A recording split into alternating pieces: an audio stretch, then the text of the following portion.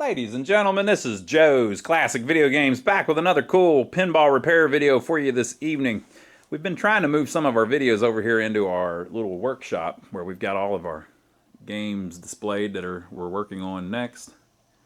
And so we have this future spa here that we're going to work on. Now this future spa we actually sold a few years back, or I believe I don't remember if it was ours or whatever, but we've worked on this one before, and I'm sure there's videos of it here on YouTube of us working on it. We sold this to a customer, or we fixed it for a customer that we actually know. He's a friend of the family, and he brought it and a couple other games back to the shop.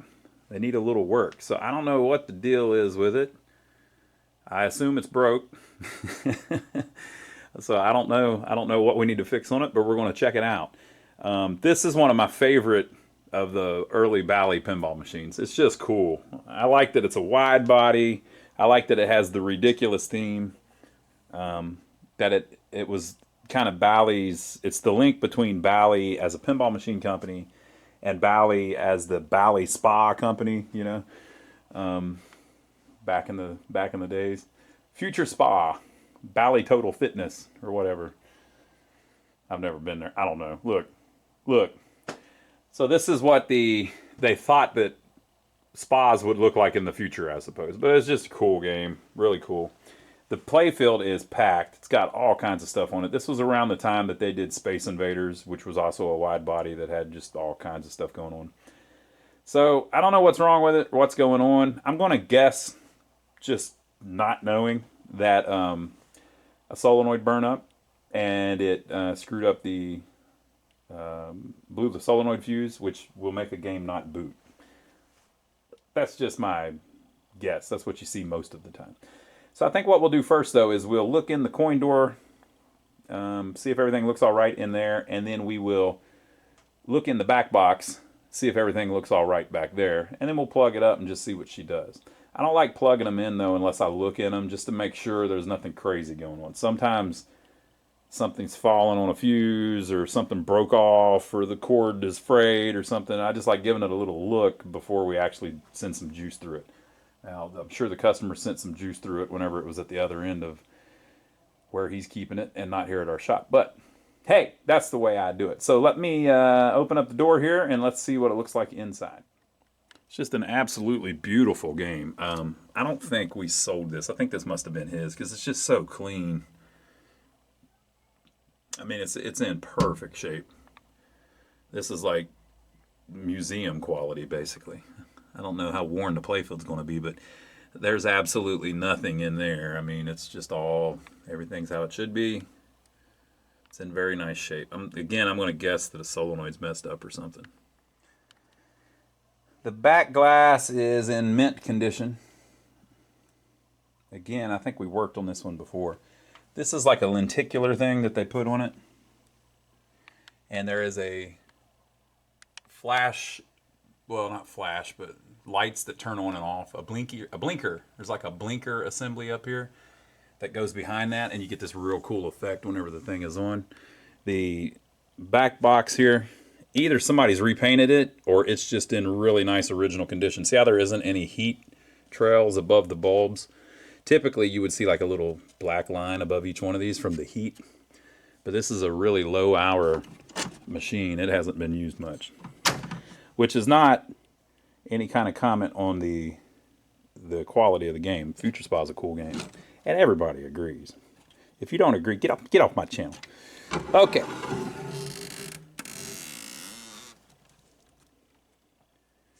Very nice. Okay, and that noise you were hearing was scraping against this, but look at the shape it's in. I mean, even the bright work is in nice shape inside of it. Like I said, we should have a video here somewhere on our channel where we already did this. Here is the power supply. Probably have this blown fuse, I would just guess. Here is the solenoid driver board. We didn't really work on it, it doesn't look like. Still got the original capacitor. There is the MPU. I don't remember working on that either. Maybe we did. But like this jumper wire, I don't ever remember doing that on anything. This is the auxiliary lamp board, and that's the regular lamp board. The battery is no longer on the board. It's been mounted remotely down here. And that is why. See how the batteries have corroded? But because it has a, look at the date, 2016 is when they went out of date. But because they have mounted a remote battery holder, it didn't eat up the board whenever they started leaking. It's leaking down here instead of up here on the board, so that's good. Yeah. Okay, so we're just going to plug it up and see what happens. Everything looks good. There's no reason it shouldn't be running. So I'm going to guess solenoids burn up, which means that it's not getting its 7th flash because one of these fuses is blown. And that's the problem. But it could just be that like the MPU is not booting. Okay, so we're plugged up. I'm going to turn it on. What we want to see is that LED flash 7 times. That's the normal boot up of a Bally pinball machine. It'll flash one time real quick, a little flicker that's just saying, hey, I got power. And then 7 times after that. So let's see what happens. 1, 2, 3, 4, 5, 6, 7, 8. I thought that. Okay, so see how it's just flashing over and over again? That's kind of rare. You don't see that a lot. But what's going on is it's stuck on one of the flashes. So that kind of kills our flash code thing. And the reason that I thought that is because it didn't flash at the right interval. So that may help us figure it out. So you're going to see a real quick flicker, and then it should flash once and then stop. Wait a second, and then flash twice, 3, 4, 5, 6, 7, and then boot. But so there's a long pause between the first flash and the second flash. There should be. 1, 2, 3. Okay, see how the flash is at the same tempo? That's not how it should be. Let me show you how it should be on this Bally Lost World that we have here next to us. All right, so this is Bally's Lost World. It's the same exact board, and it does the same exact flash sequence at the beginning of it. It's part of the BIOS whenever the game boots up. It's part of the boot code or whatever. So watch after it'll do the flicker, and then watch after the first flash, there'll be a little pause. The timing of the flashes is a little different. 1, 2, 3, 4, 5, 6, 7. So that's how it's supposed to boot. So you get the flicker, and then you get one flash, and then it stops for a little bit. And then you get 2, 3, 4, 5, 6, 7. There's a timing to it. Flicker, 1, 2, 3, 4, 5, 6, 7. All right, so back to the future spa. You can see what's different. Okay, same exact board. Flicker, 1, 2, 3, 4, 5, 6, 7. Okay, so why would it do that? Why is there a pause after the first flicker on a normally booting board? I've done a bunch of videos like this lately, but when you get the first flicker, that means that the power came on and the ROM, the code in the ROM, the CPU, the PIA that controls the lamp, the diode, the LED, and the ROM, the CPU and the ROM started running code. And the first thing it tells, the ROM tells it to do is, hey, turn that light off. And so you get the flicker and then it turns the light off. That means it's starting to run code. Then it flashes one time, and that means that it checked the ROMs and everything's good. Right? Then it has to wait before it flashes the second time.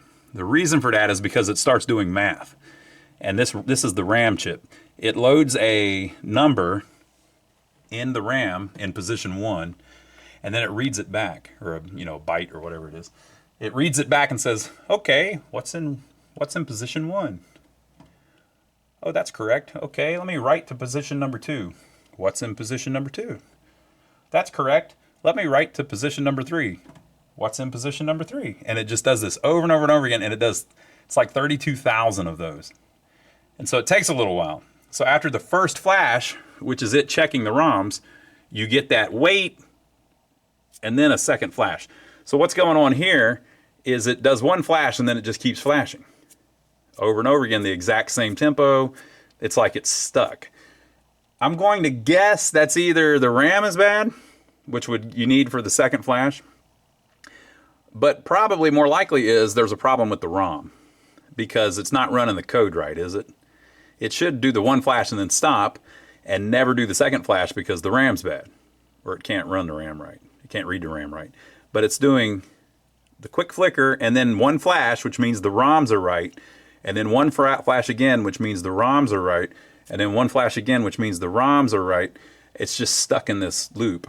Another reason I'm thinking that is because if you look at this ROM chip, that's the original chip, look how black the legs look. It's very oxidized. So here's what we're going to try to do. I'm going to remove just that one ROM chip carefully, try not to break the legs off of it, clean the legs, and put it right back in the socket, and see if that gets us past our first flash over and over and over again. All right, so I cleaned those. I cleaned that one.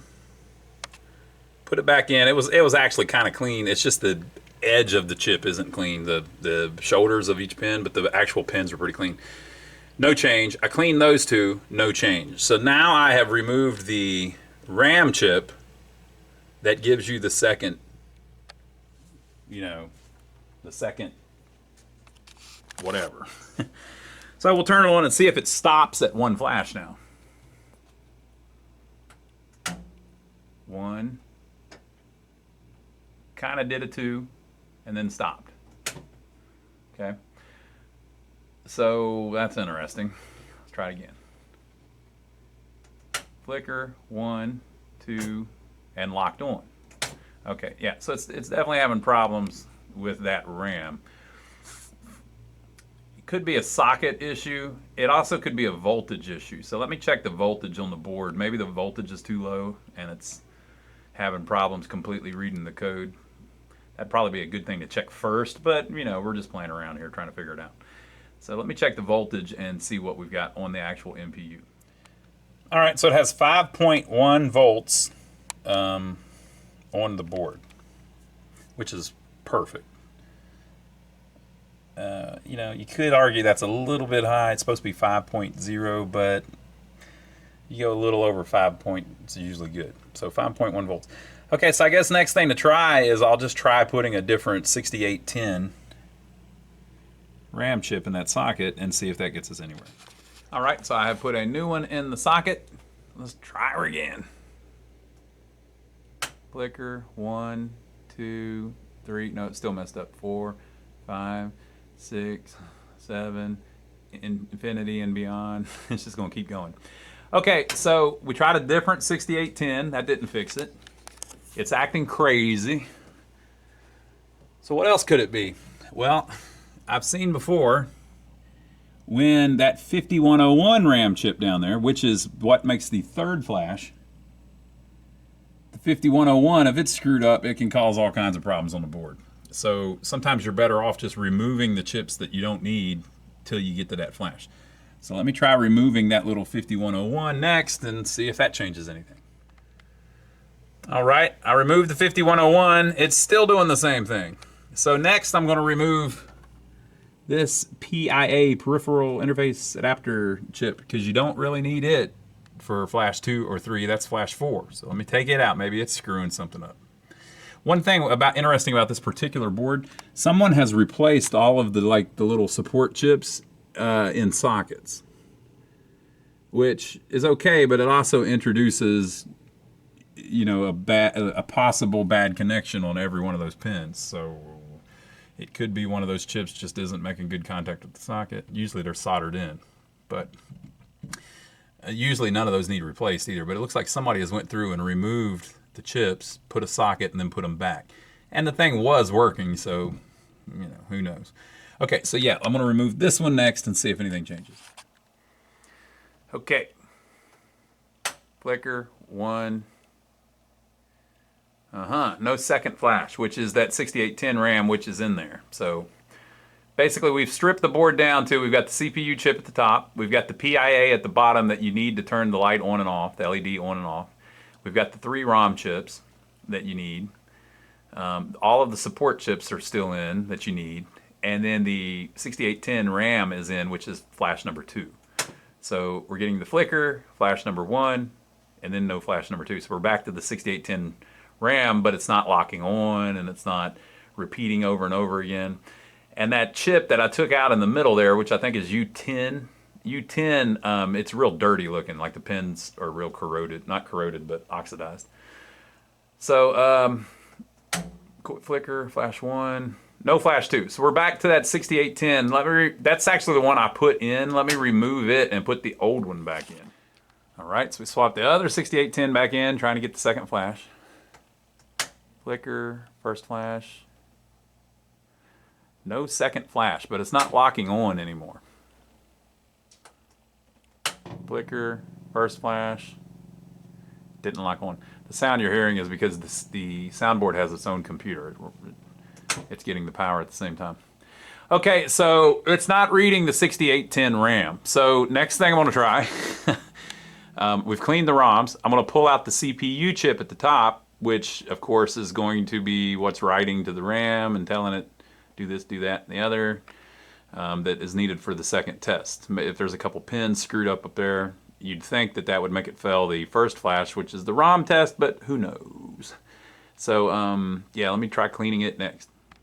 All right, folks, so cleaning the CPU chip didn't change anything. I also cleaned that one just for giggles, but it's not really used to do the RAM test. So the CPU is talking to the RAM, you know, on the bus. This chip may be used, whatever, but basically we've got a RAM chip that's not working right. And, you know, it's right here in the damage area whenever the battery leaks. It looks like it's been cleaned up by me or somebody. I don't think it was... I don't know that it was me. I don't remember this because I didn't do that jumper. I can see what they did though. If you look, there is a ground trace that comes around the bottom, and it was ate up by the alkaline damage. And one of the traces comes off of it and goes up and powers this chip. And so they have put a jumper from the ground over to there to provide power to that chip. And that chip's the one that's flashing this, so it's... I guess it's right. We'll check though. But most suspect next, I guess, would be the socket for this RAM. Now, on these original sockets, a lot of times you can just lift them off the board if you're going to replace them at least. Yep. I mean, you can get the whole socket to come apart. And we'll see. Since we're going to put a new one anyway.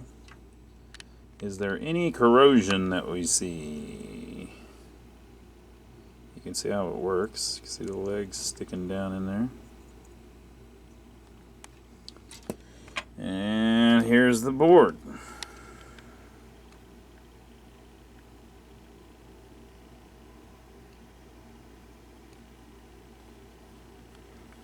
Well, that row actually looks pretty good.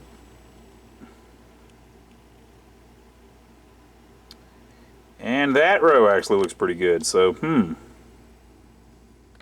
don't know. I don't know that it's the socket. So the next thing that it could be, see these traces here? So the battery was mounted right here. See these traces here that go down low? They run over to the 5101, and I think one or two of them run over to the 6810. So theoretically, if one of those wasn't right, it would do it. So I'm going to check these with a multimeter. You know, it's so like it'll come down to here, and then it goes through the board, and then on the back of the board it's running over, and it might run to here, for instance. See that one? And then it runs up to there, whatever. It doesn't do the ROM, I guess, the RAM, I guess. So I'm going to check those and see if any of those are screwed up, see if I can find any problem with the traces running to the actual 6810 RAM chip. All right, so if you look in that area, there are 6 traces that run and go under, like we said. This one was fine. This one was fine. This one was fine. That one wasn't connected. So it's supposed to connect over here to the 5101 actually. Right? And it was not. So it was just open. So you can take the chip out and everything's fine, but for some reason, if that's not connected, it gives you problems. Those two were connected. So there was one line there that was not connected, and I don't know. I think some of those run up to the 6810 as well. Maybe we'll do a little research on the schematics and see if we can figure it out. But that appears to have fixed it. All I did was put a little jumper wire on the back of the board, quick flicker, flash 1, waits, and then flash 2. So that's strange that a connection to the chip under it would screw it up. So let's see if we can tell on the schematics what that connection is. All right, so this is another board. I'm going to show you why that was our problem. So R120 is D6, data line 6.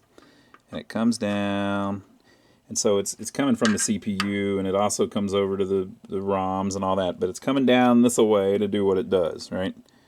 So D6 comes down through here, and it hits this pin. Then it walks through here, and it's that connection right there. That's the one that was bad. So right there. It goes through the board, right here, and it connects over to pin 1, 2, 3, 4, 5, 6, 7, 8, 9, and 10 on the 5101. Or actually, I did that wrong. 11, 12. Pins 13 and 14 on the 5101. See how they're tied together there? And then these two are as well. But see how those two are tied together? So if you look back on this side, it's like a pancake, folks. If you look back on this side, so it's coming over and it's tying to here. So you would think, those two pins, you would think that that would mean that this chip wouldn't work. But remember, that's flash 3. We didn't get to flash 3. So if you look, pin 11, 12, 13, pin 14 has another line running off of it. See it? So it runs to this pin. It's also tied to this pin. This pin has a lead coming off of it, a trace coming off of it.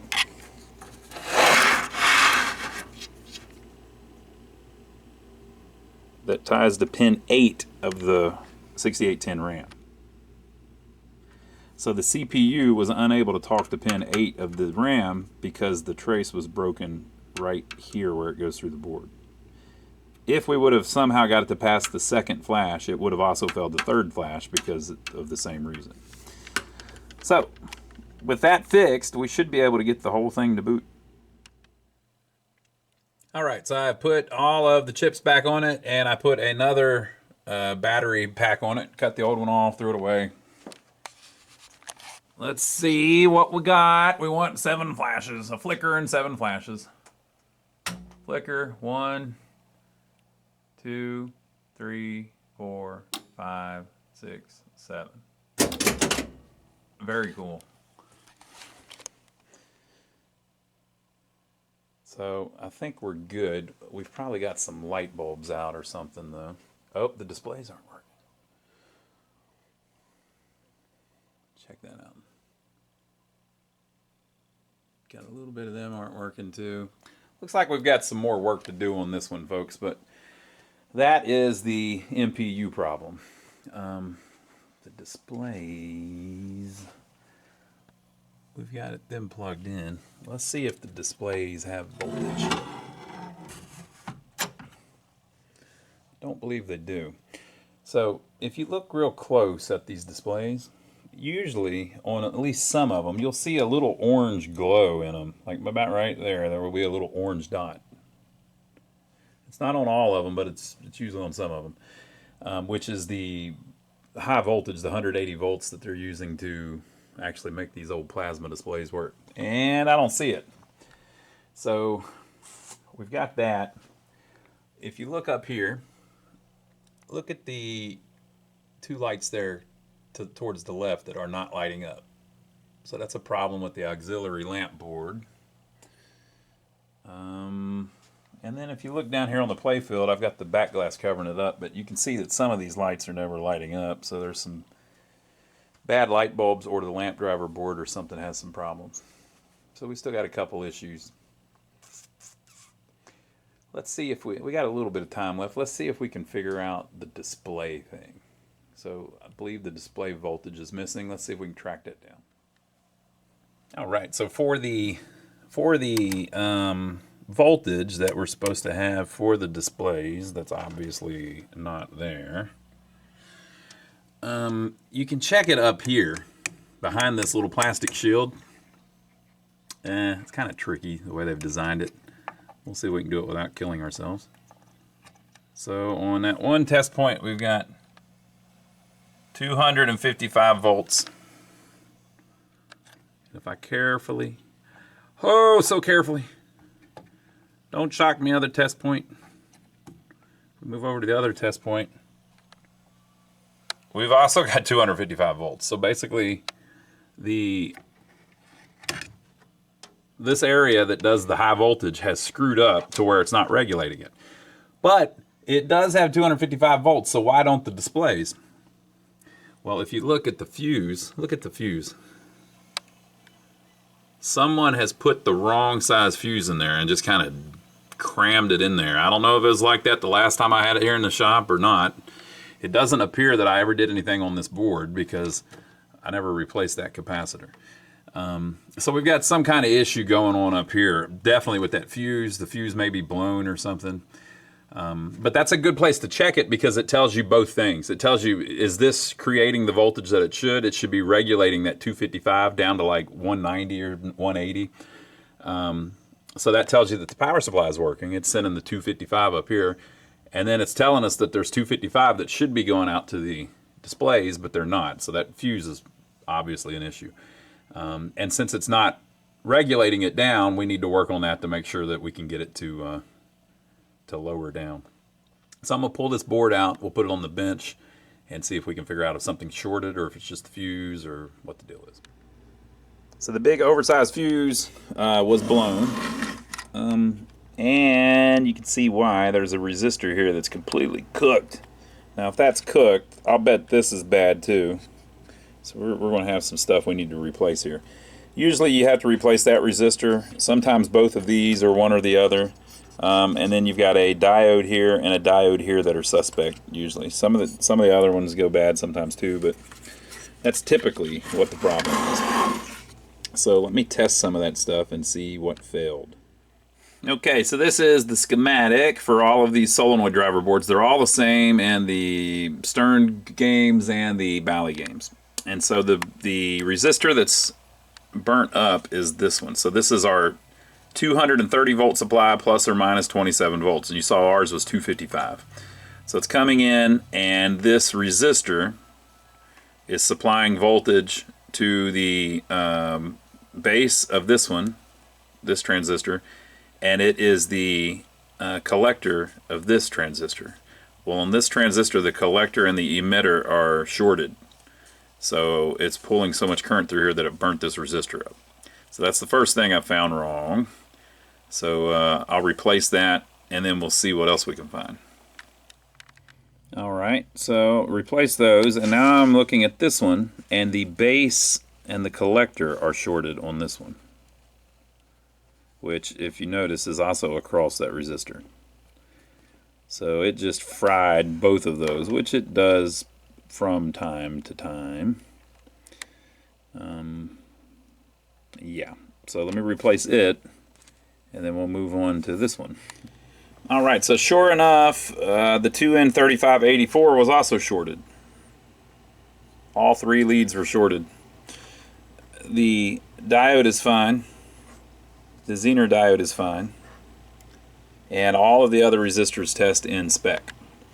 So what we're going to, we had to replace all three transistors. And what we're going to do next is I'm going to replace this potentiometer, because that thing's known for being flaky. They don't they just get dusty inside of it and they give you all kinds of problems. So I'm going to replace that one. It is a 25K potentiometer. Alright, so that's how that looks with 3 transistors replaced, the burn up resistor replaced, the proper fuse put back in the fuse holder, and the 25K pot replaced. That should fix that. This cap up here you can replace if you want to, but basically it'll run fine. If that cap has any problems, you'll just start seeing like a flickering on the displays where it'll do this a little bit because that cap filters the display voltage. Okay, so the other thing I'm going to do before we put it back in is I'm going to go ahead and replace this cap. This is the filter cap for the 5-volt power supply, this part. And over time these get pretty bad. And so if you replace them with a new one, it's a good idea. So we're going to do that while we have it out. So we put it back in. There's the new capacitor. It booted right up. The displays have their voltage now. I adjusted it to 185. The twinkling you're seeing is just the camera. This one appears to have one of the digits burn up. So that display needs some work. But we've got all kinds of other stuff left to work on this thing. So I think we'll go ahead and call it a good video. What do you think? So we've got it booting consistently over and over again, and then we've got the display voltage back, but we've got lamp stuff that's a problem. I haven't heard the soundboard in a while, so I think it may have died on us. We've still got some display issues, so plenty more stuff to do. So if you like the video, give us a thumbs up, leave your comments below, and if you want to see us playing one of these future spas, I'll put the link right here and you can check it out. See you on the next video.